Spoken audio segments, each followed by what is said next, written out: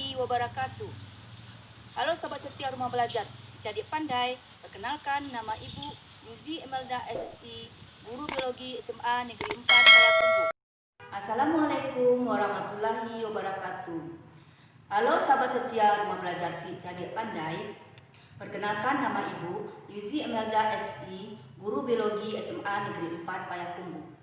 Pada kegiatan pembelajaran kita yang ketiga ini, kita akan membahas mengenai kelainan atau gangguan pada sistem respirasi pada manusia. Yang pertama adalah asma. Asma adalah gangguan pada saluran pernafasan yang diakibatkan oleh kontraksi otot polos pada trakea dan mengakibatkan penderita sulit untuk bernafas. Asma biasanya disebabkan oleh hipersensitivitas bronkiolus atau disebut juga namanya asma bronkis terhadap benda-benda asing di udara. Yang kedua adalah tuberkulosis atau TBC, merupakan penyakit spesifik yang disebabkan oleh bakteri Mycobacterium tuberculosis. Bakteri ini dapat menyerang semua organ tubuh, tetapi yang paling sering adalah paru-paru dan tulang. Yang ketiga adalah faringitis. Faringitis merupakan peradangan pada faring, sehingga timbul rasa nyeri pada waktu menelan makanan ataupun kerongkongan terasa kering. Gangguan ini disebabkan oleh infeksi bakteri atau virus, dapat juga disebabkan terlalu banyak merokok. Yang keempat adalah bronkitis.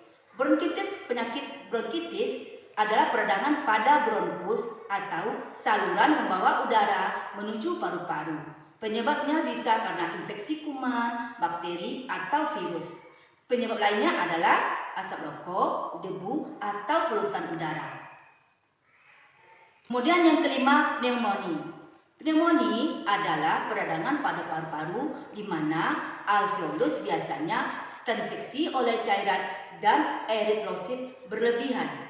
Infeksi disebabkan oleh bakteri dari satu alveolus ke alveolus lain hingga dapat meluas ke seluruh lobus, bahkan seluruh paru-paru lainnya.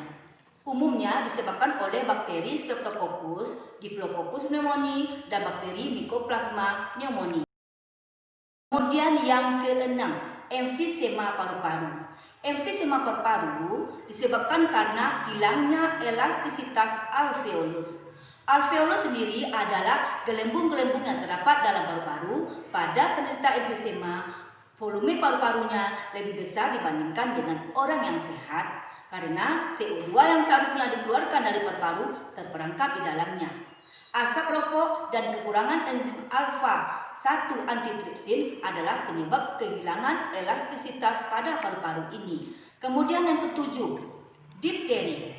Difteri merupakan penyakit infeksi yang disebabkan oleh bakteri Corynebacterium diphtheri yang dapat menimbulkan penyumbatan pada rongga faring atau faringitis maupun laring atau laringitis oleh lendir yang dihasilkan oleh bakteri tersebut. Kemudian yang ke-8, asfiksi.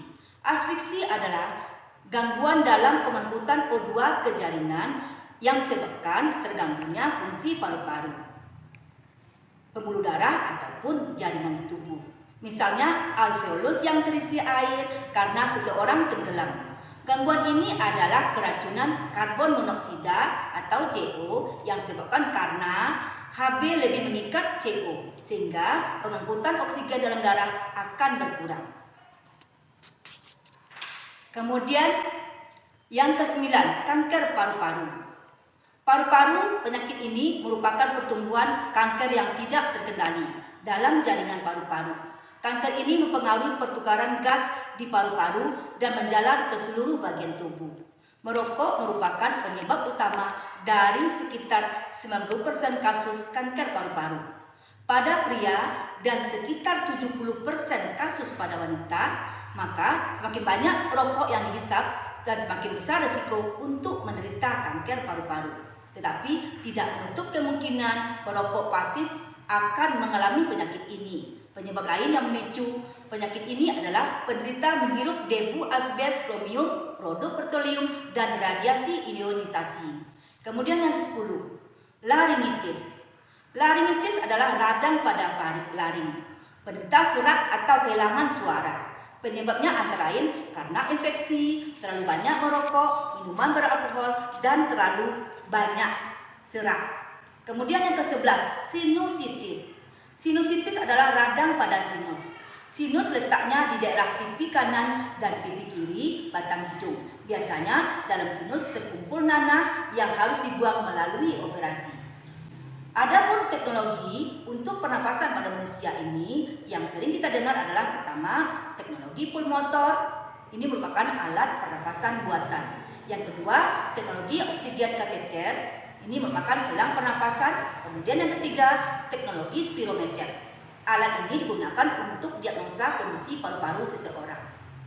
Dari pembelajaran kita yang ketiga ini yaitu mengenai kelainan atau gangguan pada sistem respirasi atau pernafasan pada manusia, maka dapat kita simpulkan yang pertama, kelainan sistem pernafasan sangat vital dalam keberlangsungan hidup.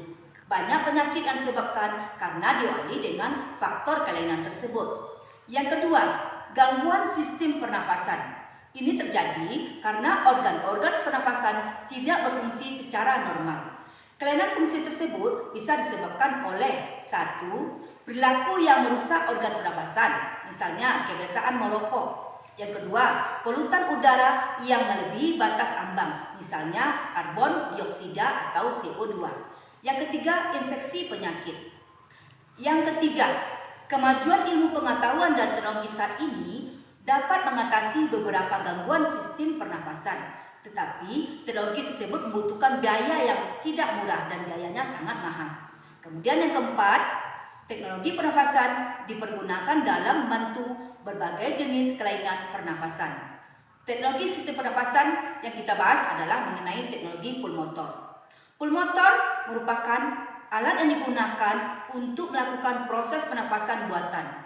Alat ini biasanya digunakan pada pasien atau orang yang mengalami gangguan pernapasan, seperti gangguan pernapasan dia pada waktu tenggelam dan gangguan pernapasan karena kaget saat tersengat listrik.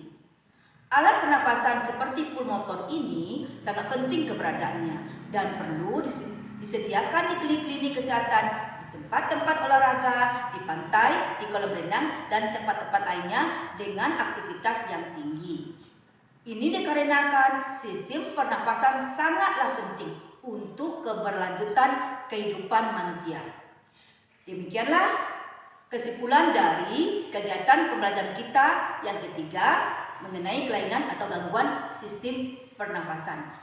Semoga video pembelajaran ini sangat bermanfaat bagi kita semua. Oleh sebab itu, Ibu akhiri dengan wabillahi taufiq wal hidayah. Assalamualaikum warahmatullahi wabarakatuh. Jangan lupa like dan subscribe ya, supaya kamu tidak ketinggalan update video terbaru dari channel ini. Terima kasih. Assalamualaikum warahmatullahi wabarakatuh.